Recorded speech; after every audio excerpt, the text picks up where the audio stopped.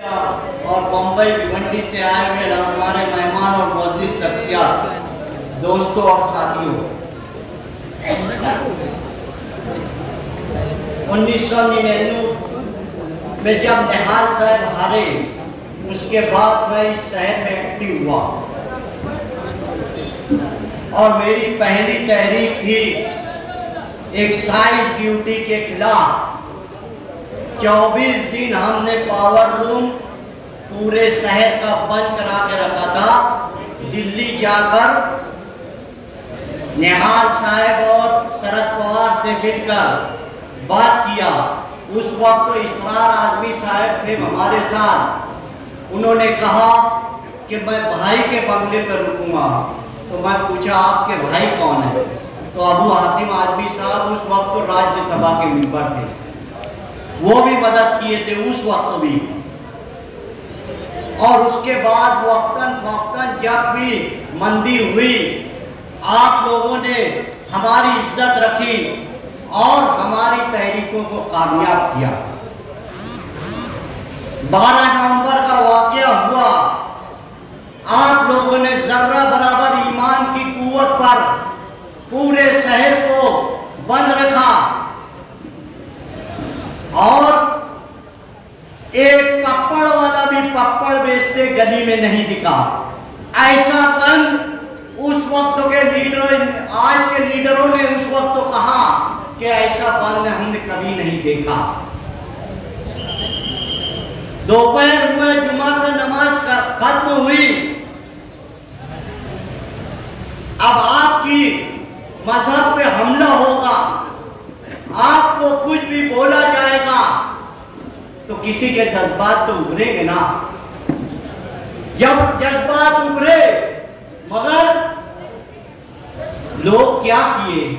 कौन सियासी लीडर आपकी मदद किया? झूठा केस बनाया गया, 120 की कलम लगाई गई, 360 लगा दिया गया।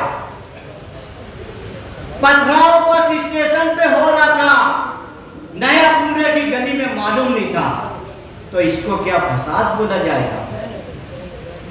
मगर इससे बड़े बड़े वाकयात पहले हुए। जो कुछ भी बंद हुआ 15 दिन में बाहर आ गया, 10 दिन में बाहर आ गया। 2014 के बाद क्या कानून बदल गया है? इंसाफ मिल रहा है क्या आपको?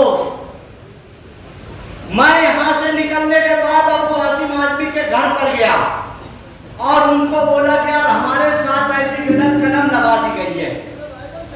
हमारे शहर के एक एडवोकेट और 2-3 कार्यकर्ता, उससे पहले कुल जमाती के लोगों ने मिला और उनसे कहा कि ऐसा ऐसा केस पुलिस ने बना दी है। तो उन्होंने कहा, यहां बैठे उनके सामने बोल रहा हूं कि आप चार्जशीट लाइए, नाम लाइए, हाई कोर्ट में पूरा केस मैं लड़ूंगा, किसी को कोई पैसा देने की जरूरत नहीं। 2 मरतबा असेंबली हॉल में आवाज उठाई कि 12 नवंबर में जो केस बनाया गया है वो केस झूठा है, उस पर इंक्वायरी कीजिए। कि एक आगरा रोड है, एक आयशा नगर पुलिस स्टेशन, दूसरा सिटी पुलिस स्टेशन, और एक ही जगह वाकया होता है, 3 केस बनाए जाते हैं। ये सब आवाज उठाई गई, उसके बाद भी नहीं माना तो मुझसे डीजी से बात कराई गई। फिर वो गृह मंत्री के पास 2 मरतबा गए, हर मुमकिन कोशिश की गई। सरकार शिवसेना, बीजेपी, राष्ट्रवादी, कांग्रेस, शिवसेना, राष्ट्रवादी और कांग्रेस की सरकार थी, उनको सोचना चाहिए था कि नहीं भाई। बीजेपी के सरकार में हम समझ लिए कि हमारे साथ इंसाफ नहीं होगा, तो उस वक्त इंसाफ क्यों नहीं हुआ भाई? क्यों हमारे लोग बेगुनाह 11 महीने तक जेलों में थे? यही हौसला नहीं रुका। अभी अम्बरनेर का वाकया, एक लंगड़े आदमी को उठा के लेके के घर में बैठा था, उसको लेके गए, 3 दिन तक भूखा रखा और उसका इंतकाल हो गया। कोई बोला, यही बात तो मुजाहिद बोला। औरंगाबाद में गए, उस वक्त तो भी यही बात रखे। आज इस मंच से आपको मैं ये बोलना चाहता हूं कि आपको सोचना है, इस शहर के मुस्तकबिल को सोचना है। क्या वो दिन हम भूल गए कि अफगानिस्तान में अगर अमेरिका बर्बादी करता था तो तहरीक खोदाई रोड से चलती थी कि नहीं भाई? क्या आप भूल गए फलस्तीन में अगर जुल्म होता इस्राइल का तो आप लोग तहरीक में खड़े होते थे? 12 नवंबर के बाद किसकी हिम्मत है बताइए? ये मर्द मुजाहिद मजबूरन इसको आना पड़ा कि मुसलमान इतना सहमा हुआ क्यों है भाई? मुसलमान इतना डरा हुआ क्यों है? क्योंकि पुलिस, जज कौन क्या कर रहा है ये सब देख रहे हैं। इसके जवाब के लिए आपको जब कभी भी आवाज दी जाएगी, पुरअमन तरीके से जो तहरीक चलाई जाएगी, जमहूरी ढंग से आपको इकट्ठा होके आएंगे, तब बात आपको सुनी जाएगी। सीए एनआरसी लगा, कौन पार्टी, कौन लोग धरना दिए? शाहीन बाग का हुसैन सेठ कंपाउंड की जगह पर 63 दिन हमने शाहीन बाग चलाया औरतों का। आप शाहीन बाग को क्या तहरीक को मामूली समझते हैं? आपकी जो तहरीक थी, आपका जो मुद्दा था, उसको इंटरनेशनल दबाव आया तो आज तक रुका हुआ है वो मामला, सुप्रीम कोर्ट में है। आज झूठे 4 करोड़ मुसलमान की झूठे अपडेट लेकर ये लोग वहां बताने वाले हैं कि मुसलमान इस कानून से राजी है, ऐसा झूठा करने वाले हैं। आप किसी को भी आधार कार्ड देने से पहले इंक्वायरी रखें। मगर उस तहरीक का असर था। अगर उस तहरीक का असर हो सकता है तो 2014 के बाद इस देश में हमें 2 नंबर शैली रखना चाहते हैं तो हमको क्या रोड पर नहीं आना चाहिए? हमें क्या तहरीक नहीं चलाना चाहिए? क्या हमें ऐसे मर्द मुजाहिद को असेंबली में नहीं भेजना चाहिए? क्या एक ही मुसलमान लीडर है? एक ही आवाज उठा रहा है? क्या एक आवाज उठा रहा है अगर, तो उसका साथ क्यों नहीं दिया जा रहा? दूसरे बरादरी दूसरे का हो तो फौरन साथ में हो जाते हैं। कोई एक लफ्ज नहीं बोलता है। हमारा ताल्लुक वामन विश्राम से था, राष्ट्रीय मुस्लिम मोर्चा से था। एक लेटर तक नहीं दिए गए कि ये 12 नवंबर का मामला झूठा केस बनाया गया, नहीं दिया गया। इसलिए मैं इस मंच से आपको गुजारिश करने आ रहा हूं, मैं आज तक ये नहीं देखा कि तहरीक कौन चलाने जा रहा है, क़यादत कौन कर रहा है, अवाम का फायदा है, कौम का फायदा है। मैं जान मान सब कुछ लगा के हमारे लोगों को इकट्ठा करके इस शहर की तहरीक कामयाब करता था। मगर आज 12 नवंबर के बाद मुझे सोचने में मजबूर हुआ गया, क्या मैं इतने लोगों के ये बैठ जा भाई, आगे खड़े मतलब बाहर नीचे लोग बैठे। मैं इतने लोगों के साथ तहरीक चलाया, इतने लोगों का काम किया, हर चीज करने के बाद मेरी कौम के साथ क्या हुआ, हमारे लोगों के साथ क्या हुआ? जेल मिली, केस मिला, इसलिए इसलिए मैंने फैसला किया है कि अब ऐसे आदमी के साथ रहकर हमारी कौम को बचाऊंगा। हमारे आने वाली मुस्तकबिल को बचाने के लिए मैं समाजवादी पार्टी में शिरकत करूंगा। आप लोगों का साथ चाहिए।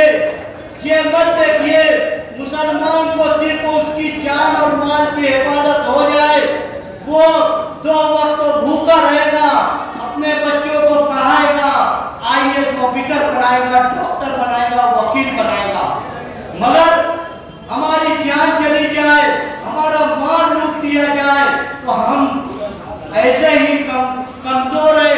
हमारे ज्यादा लोग रिक्शा चलाते हैं, मजदूर हैं, क्वार्टर साथ में काम करते, हमारे पास उतना रुपया नहीं रहता है। उसके बावजूद हमारे साथ जुल्म हो रहा है, हमको मासी तौर से कमजोर किया जा रहा है। ये सब आपको आज से सोचना है, क्योंकि 1948 में कुर्बानी यहाँ नहीं हुई थी। सिख लोग फौज लाए थे। उस वक्त में जो हमारे लोग थे उन्होंने फैसला किया कि हमको इस शहर में आजाद कुर्बानी चाहिए। हर वक्त तो आप लोग जिसका खून है आपके अंदर, जो 2022 में इस मालेगांव को आजाद कराया, जो मुजाहिदीन थे, उसका खून है। किसी नामर्द का आपके अंदर खून नहीं है। इसलिए आप यहाँ से उठकर फैसला करना कि हमारा शहर कौन बचाएगा, हमारी कौम को कौन बचाएगा। पूरी दुनिया में कहीं जुल्म होगा तो यहाँ पर आजादी से तहरीक आप लोग चलाएंगे। यहाँ की तहरीक चलती है तो पूरी दुनिया में देखी जाती है। ये शहर आपका जागरूक शहर माना जाता है। ये सब सोचने के बाद आप फैसला करना। मेरे पास ऐसा कुछ नहीं है कि मैं जाके सियासत करके मिंबर बनकर कारपोरेशन को लूटूं या कहीं लूटूं। अल्लाह ताला ने मुझे बहुत दिया है, अल्लाह का शुक्र है। मैं कौम की खिदमत करने के लिए ये काम कर रहा हूँ। यही बात 10 मरतबा अबू हाशिम आजमी के बारे में लोगों ने कहा है कि इनके पास इतना रुपया है कि ये ऐश व आराम से घर में रह सकते हैं, मगर इनको कौम का दर्द है। तिरंगू का ब्लास्ट मुंबई में हुआ था, इनको झूठे केस में जेल में डाल दिया गया था। उसके बाद ये मैदान में आए। हमारे साथ भी ऐसा हुआ है। इसलिए मैं आपसे गुजारिश करता हूँ कि आप लोग सोचे, आने वाली नस्ल के लिए सोचे। हमारी जिंदगी कट चुकी है, हमारे आने वाली नस्ल का मुस्तकबिल क्या होना चाहिए। क्या सर उठाकर जीना चाहिए या फिर यहाँ पर राज जो है दूसरे का रहे और हमारे लोग दबे कुचले रहे। ऐसा नहीं होना चाहिए। अल्लाह ताला जो है ना मुजाहिद पैदा करता है। हर वक्त जब तुम जो है दब जाओगे। तुम्हें एक वाकया बताता चलूं। 12 नवंबर का वाकया हुआ। अल्लाह के रसूल के सामने गुस्ताखी कर दी गई। एक औरत, वकील औरत, वो गुस्ताखी की। तुम्हें मालूम है, आप देखे या सोचे, आपका शहर खामोश था, कोई आवाज नहीं उठाया। 12 नवंबर का डर था। तो अल्लाह ताला ने क्या किया? पूरी दुनिया को जगा दिया। पूरी दुनिया में एहतजाज हुआ। अल्लाह फरमाता है मैं किसी से भी काम ले सकता हूँ। अगर एक ऑफिसर ईमानदार हेमंत करकरे आकर बम ब्लास्ट के आरोपी को, हिंदू दहशतगर्दों को रोक सकता है, तो इसलिए आप जब उस वक्त भी डरे हुए थे, मगर आप अल्लाह ताला ने काम लिया, हिंदू दहशतगर्दों को पकड़वाया। इसलिए आप ये मत सोचे कि आप घर में बैठे रहेंगे तो कल आखिरत में अल्लाह ताला पूछेगा कि मेरे महबूब की शान में गुस्ताखी हो रही थी तो आप क्या कर रहे थे। मेरे मुसलमान भाइयों पर जुल्म हो रहा था तो आप क्या कर रहे थे। ये सब आपसे पूछा जाएगा। इसीलिए यहाँ से उठने के बाद